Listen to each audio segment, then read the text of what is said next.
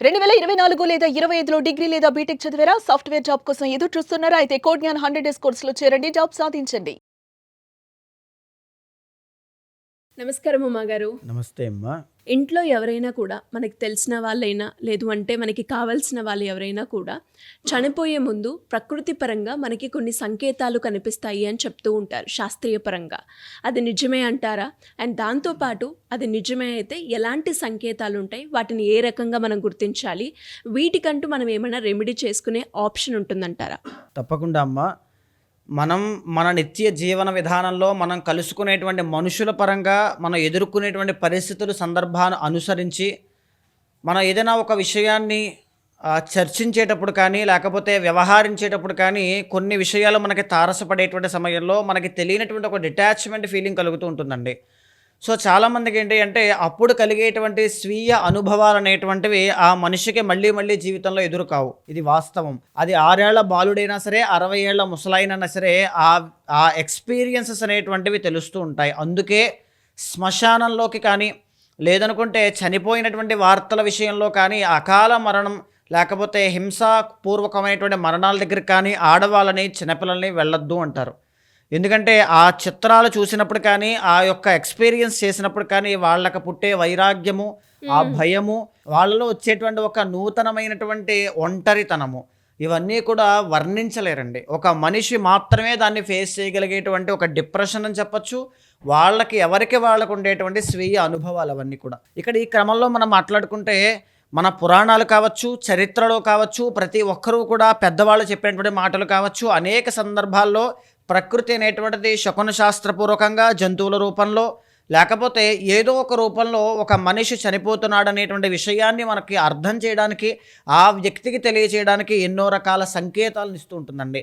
ఉదాహరణ గరుడ పురాణం మనం చూస్తే కనుక అమ్మ, ఒక మనిషి చనిపోక ముందే అతని యొక్క పూర్వ పుణ్యాన్ని, పూర్వ పాపాన్ని రెండింటినీ కూడా గమనించి లెక్కించిన తరువాత జన్మ ఆయన ఏమెత్తాలో నిర్ణయించిన తరువాత మాత్రమే ఆయన ప్రాణాన్ని స్వీకరిస్తారట. ఫర్ ఎగ్జాంపుల్, ఒక ఎక్స్ అనేటువంటి మనిషి చనిపోతున్నాడంటే ఆ మనిషి నెక్స్ట్ కుక్క జన్మెత్తాలా, పంది జన్మెత్తాలో, ఒక సంపూర్ణమైనటువంటి పవిత్రమైనటువంటి గో జన్మెత్తాలనేటువంటిది నిర్ణయించిన తరువాత మాత్రమే ప్రాణాన్ని తీసుకుంటారు.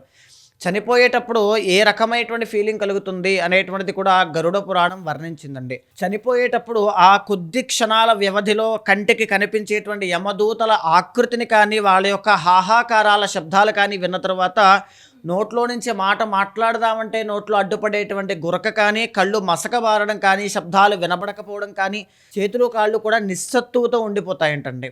ఇదే కాకుండా ఎవరైతే పరమ పాపాత్మలు ఉంటారో, అది కలియుగంలో కానీ ఏ యుగంలోనే సరే, మనకుండేటువంటి కంటి ద్వారా కానీ, చెవుల ద్వారా కానీ, నోటి ద్వారా కానీ, కొంతమంది మనం గమనిస్తే చనిపోయిన తర్వాత నోరు బయటికి వదిలేసి చనిపోతూ ఉంటారు. కొంతమంది కళ్ళు పైకి వదిలేసి చనిపోతూ ఉంటారు. సో ఇదేంటి అంటే ప్రాణం కొంతమందికి కంట్లో నుంచి బయటకు వెళ్తుంది, కొంతమందికి చెవుల ద్వారా బయటకు వెళ్తుంది, కొంతమందికి నోటి ద్వారా బయటకు వెళ్తుంది, కొంతమంది పరమ పాపాత్ములకి మలమూత్ర విసర్జన ద్వారా ప్రాణం బయటకు వెళ్ళిపోతుంది అని శాస్త్రం చెప్పిందండి, గరుడ పురాణం. ఆ తరువాత నుంచి ఆత్మ యొక్క ట్రావెలింగ్స్, అది ఏ దశల్లో, ఏ స్థాయిల్లో, ఏ డైమెన్షన్లోకి వెళ్తుంది, ఏ లోకాల్లో ప్రయాణిస్తుంది, అది అనుభవించేటువంటి చిత్రహింసలు ఏమిటి అనేటువంటిది తరువాత విషయం. అయితే ఒక మనిషి చనిపోబోతున్నాడు అని చెప్పడానికి ఎన్నో రకాల జీవులు మనకి సంకేతాన్ని ఇస్తూ ఉంటాయి. అవి ఏంటి ఉమా గారు?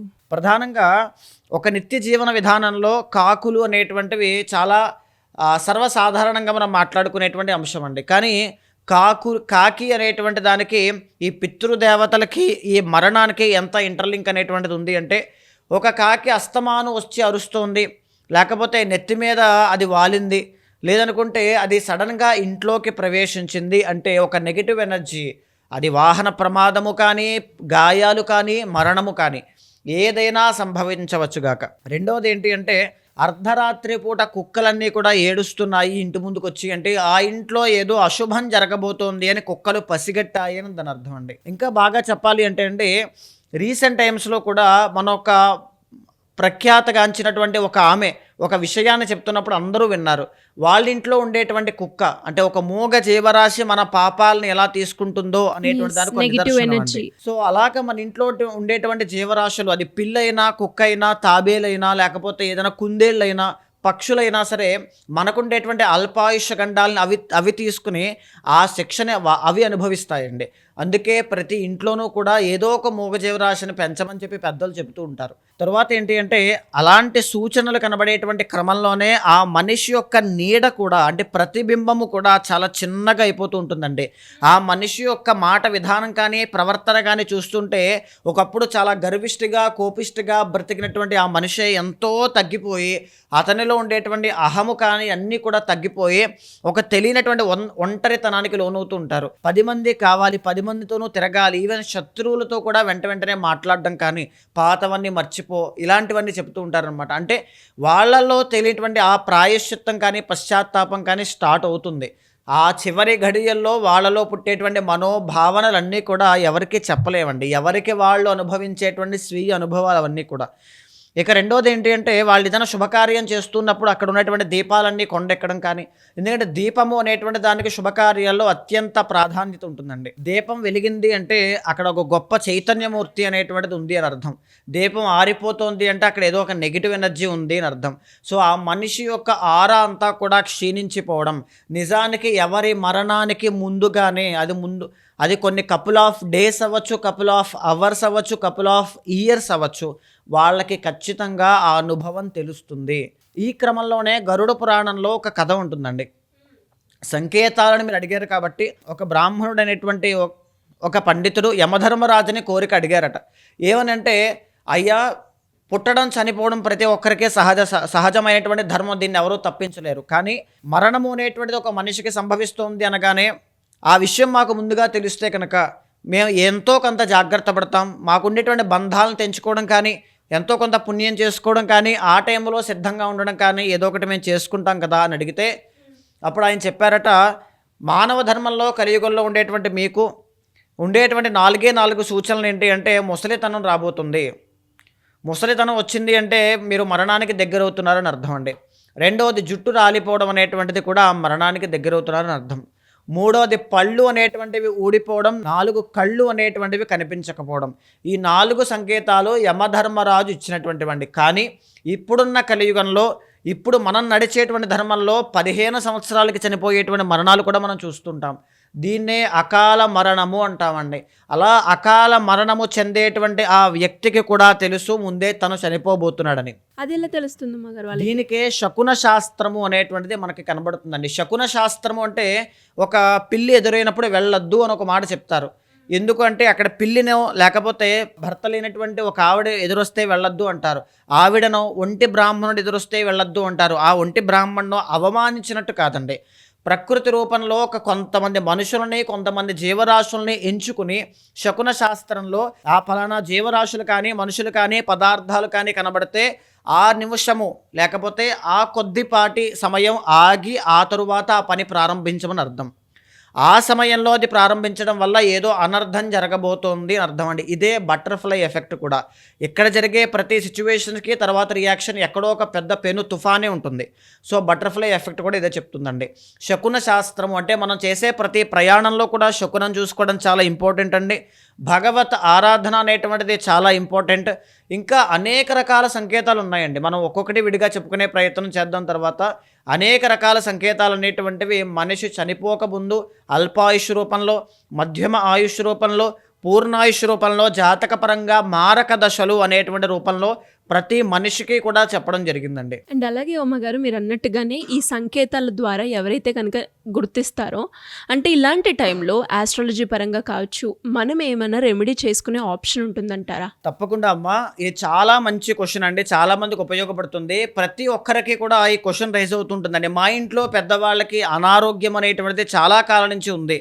సో వాళ్ళ యొక్క ఆయుష్ ఎంత ఉంది, లేకపోతే వాళ్ళకి ఎప్పుడెప్పుడు ప్రాణగండము అనేటువంటిది ఉంది అని. ఇక్కడ ఏంటంటే ఆస్ట్రాలజీలో గండాలు వేరు, లేకపోతే అల్పాయుష్ అనేటువంటిది వేరండి. అంటే మనకి 12 సంవత్సరాలు 13 సంవత్సరాలు ఉన్నప్పుడు చిన్న చిన్న వాహన ప్రమాదాలు అవుతాయి. మనం 80 సంవత్సరాలు బతికినా చిన్న చిన్న ప్రమాదాలు ఉంటాయి. వాటిని గండాలు అని పిలుస్తాం. సో ఇక్కడ ప్రధానమైనటువంటి అల్పాయుష్ కానీ, మధ్యమ ఆయుష్ కానీ, ఆయుష్ గండములు అనేటువంటివి ఖచ్చితంగా ప్రాణాన్ని తీసుకుని వెళ్ళేటువంటివి.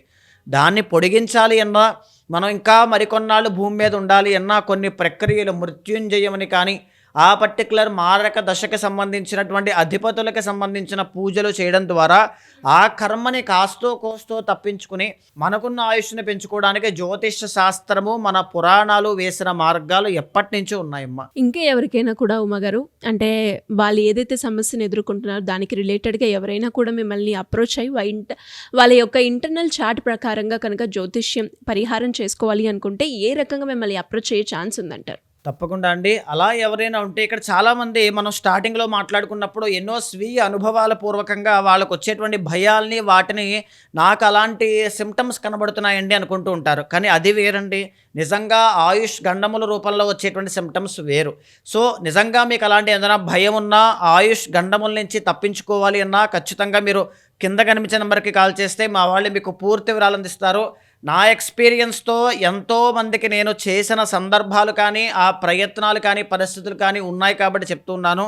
సరైన సమయానికి మీరు నన్ను అప్రోచ్ అవ్వగలిగితే ఆయుష్ గండంతో బాధపడేటువంటి మీకు కానీ మీ ఇంట్లో ఉండేటువంటి వాళ్ళకి కానీ పర్ఫెక్ట్ సొల్యూషన్ చూపించడం ఖచ్చితంగా నా బాధ్యతగా నేను చేసి పెడతాను. థ్యాంక్ యూ ఉమ్మగారు. Thank you so much. నమస్తే అమ్మా.